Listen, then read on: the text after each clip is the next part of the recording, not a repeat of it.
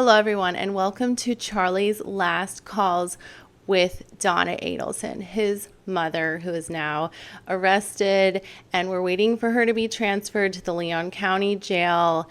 And I just wanted to note that the way that I'll probably organize Charlie's calls and Donna's calls is kind of the same way I have been doing Charlie's calls on holidays or specific weeks to just get a sample of who Charlie is calling, and then I'll do the same thing with Donna once her records become available.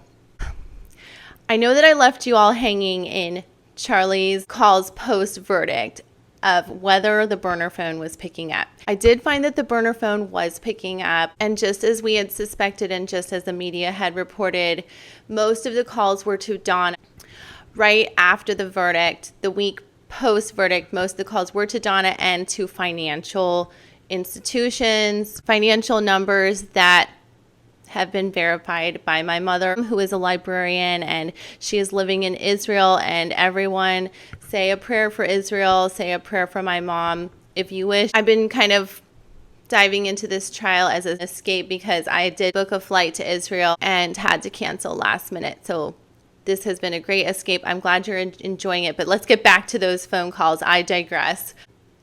So as we speak right now, my mom is kind of verifying and crunching the numbers, and we verify everything off of people in the Justice for Dan group as well. And I'm happy to report this information and keep it coming. But as we had verified and as the media had reported, that there were a fury of phone calls to Donna and financial institutions a few days before Donna was arrested, from the 6th to the 13th. And I will request more records for Charlie's Thanksgiving calls as well to take a sample of whether he is still talking to his lawyer or not.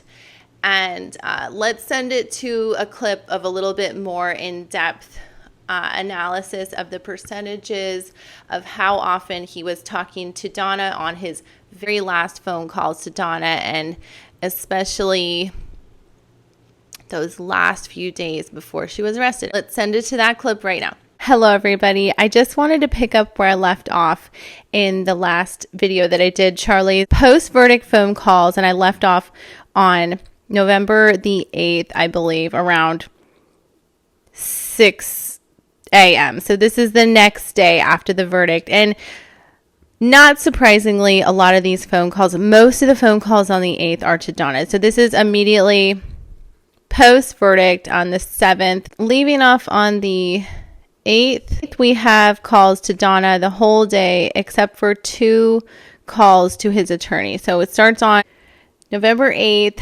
2023, 6:38 a.m. to 7:58 a.m. That's about a 20-minute phone call to Donna. Then we have a bunch of 0 phone calls to Donna. She's not picking up that morning early. So she probably had to make some phone calls early and scramble about these finances. Then she picks up again at 8:05 into about 8:30, about a 25-minute phone call. Then at 9:03 to 9:32, about another 30-minute phone call to, that was a 30-minute phone call to his lawyer. So after a 20-minute phone call, about a 25-minute phone call to Donna, he calls his lawyers at 9:03 a.m. Then another phone call to his lawyer at 9:33 a.m. to 10:02. So they could have been talking about this rogue juror at this point. Then another call to Donna at 10:22 a.m. to 12:16. Very long phone call. I don't even know how he's allowed to hang on the phone that long, but I don't know. And he calls Donna again at 12:18, and they are scrambling for financial stuff because you're going to see on the next day he calls a bunch of random phone numbers that me and my mom have identified as financial numbers. He calls Donna again at 12:18 to 1:15 in the afternoon, 1:19 to 2:36. Then the next half of the day, 2:38, we have a no answer to Donna. 2:44 p.m. gosh, that's a long phone call. 2:44 to 4:30. I don't know how they're letting him stay on the phone. Gosh, that's like almost like a 2-hour phone call. How is that even possible? To Donna, this could have been the phone call where they discussed all these financial things and the unaliving of herself. I don't know when this happened, but probably somewhere around here. And just as a side note, I was definitely going to call the Tallahassee Police Department about that they should monitor these phone calls. And boy, my mom was like, no, don't worry about it. They've got this. I'm glad that they did. So these phone calls go on into the night. This is finally when the burner phone answers. 6:37, he calls the burner phone. No answer. 6:40 p.m. to 6:41, 52 seconds, the burner phone answers. 52 seconds. Then 6:42 to 7:56. Gosh, a very, very long phone call to the burner phone. And a lot of us have speculated that this is the baby mama. And I do want to keep the anonymity. I don't want to get into it about Charlie's son. We have speculated that he's talking to his son on this phone. 7:58 to 8:49, another call to the burner phone. And that's what I was wondering when they were going to pick up. So it wasn't until the 8th that he gets a phone call to his burner phone, and what we speculate to be his family. They want anonymity. We're going to respect that. So 8:52 p.m., 9:02, another call to the burner phone. We speculate that is his family. We're going to respect their privacy. So 9:04 to 10:45 p.m., we have another call to Donna. And of course, Donna is spiraling out at this point. Then another call, 8:04, no answer from Donna. Then I believe we have another, like a 97-second phone call to Donna on the 9th. Then we have some more calls to the burner phone. So the burner phone is answering. Okay, so this is on the 9th in the a.m.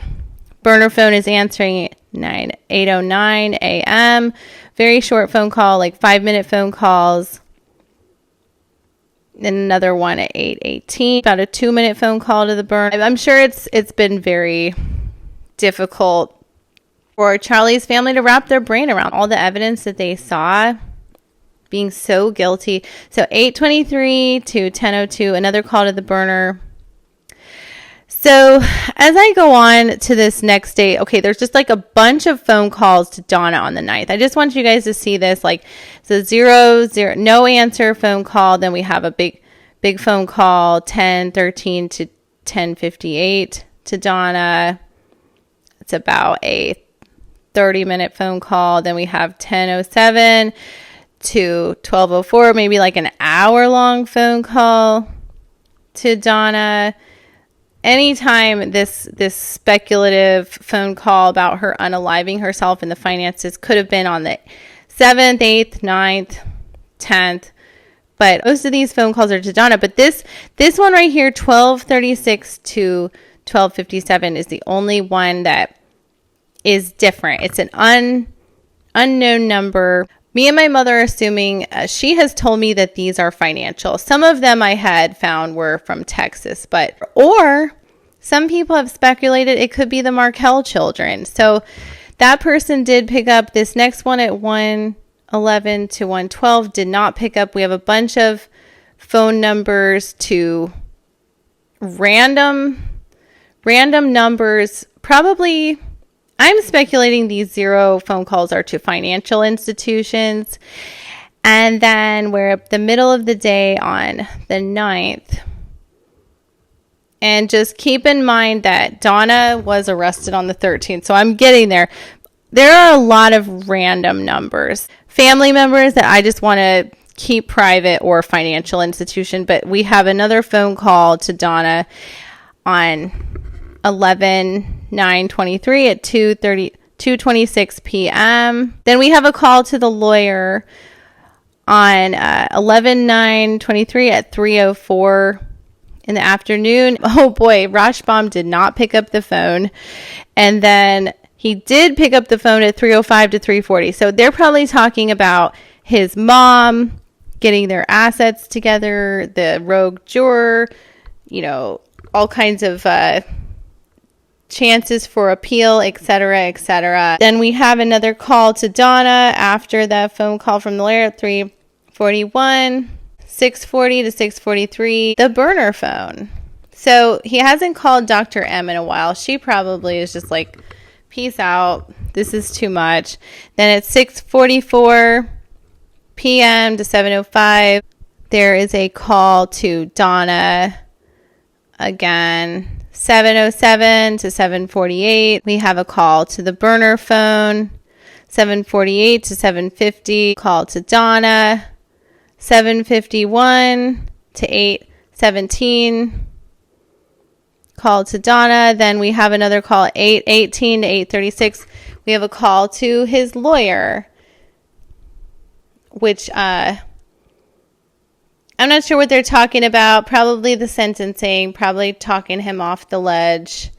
Then we have a 0 call to Donna. So he's just going in circles. This is all he does is talks on the phone. Unanswered call to Donna, 8:45, 46 to 8:48. Okay, that's a hang-up call to probably another financial or family unknown. I'm not really usually recording these 0 calls.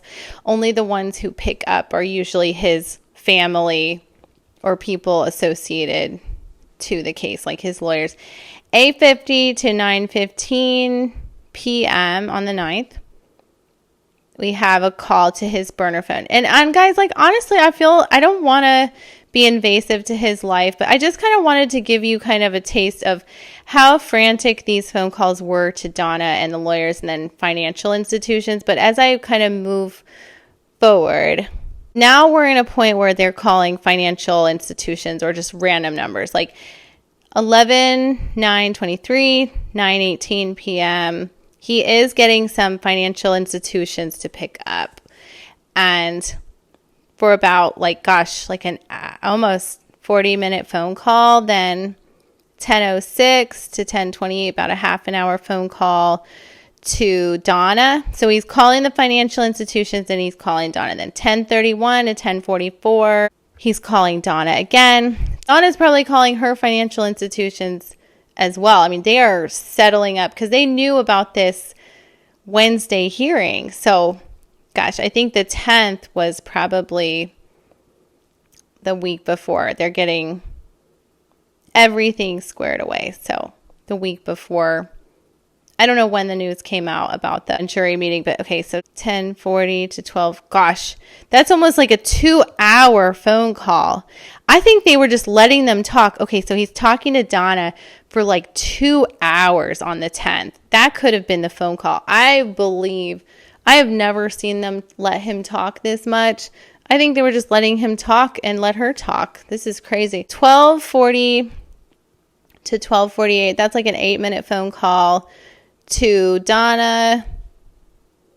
Then 1:05. That's like a 60-second phone call to probably financials or I'm just going to kind of like stop here while I'm ahead. And then it's just a bunch of like financial calls to some random numbers, a bunch of 00s they're not picking up. This one is about 15 minutes to some random numbers that I don't recognize, about another 15 minutes to financials. Not many calls to lawyers, maybe one call to Donna, another answered call to a financial. So they're scrambling, you guys. I just kind of wanted to show you this as we lead up. Then he calls the burner phone. So gosh, guys, it just goes in this same cycle. But as we go up to the day before Donna was arrested, and I just can't help but skip through this because it's just so manic and so crazy. But as the last one that I have is the 12th. This is the last communication that I have from the jail records at 8 p.m. on the 12th. So this would be right when Donna was purchasing her ticket, was to Donna. That's the last communication that I have between them. 3 at 8:41 p.m. So Donna probably had purchased her ticket and said bon voyage. And she talked to him for about 2 hours. Like, gosh, 8:41, like an hour, almost 2 hours. I cannot believe that they were letting them talk so much. So I'm just going to stop it right there and just say, look, there was a lot of communication, a flurry of new numbers, which we found to be financially associated. And I want to respect the family, even though they are murderers. I don't want any hate on this channel. Just please respect the amount of time that it takes to get these records. And I believe that Mentor Lawyer has requested the actual phone call where she talks about these finances and the unalive threats. So stay tuned for more videos, everyone. I hope everyone's having a wonderful day. Thank you for liking and watching and subscribing. Have a good one. All right, everybody. Thank you so much for listening and watching. I know some of you are new to this case. Thank you for watching my videos or following this case. Thank you for your interest in justice, and more videos to come, more jail calls for Donna when we get those records, jail records for Donna and jail records for Charlie. Hope to maybe get his prison records, hope to go to his sentencing. There's a lot going on, and also following the Jared Bridegan case and the similarities between the Dan Markel murder and the Jared Bridegan murder. Stay tuned for more videos about that murder case as well. And I'll be attending those hearings, checking out Jose Baez and seeing how he navigates a possible defense for Shanna Gardner, and waiting to see if she'll turn on Mario. So more videos to come, more content to come. Thank you so much for watching and liking and subscribing. Have a wonderful day.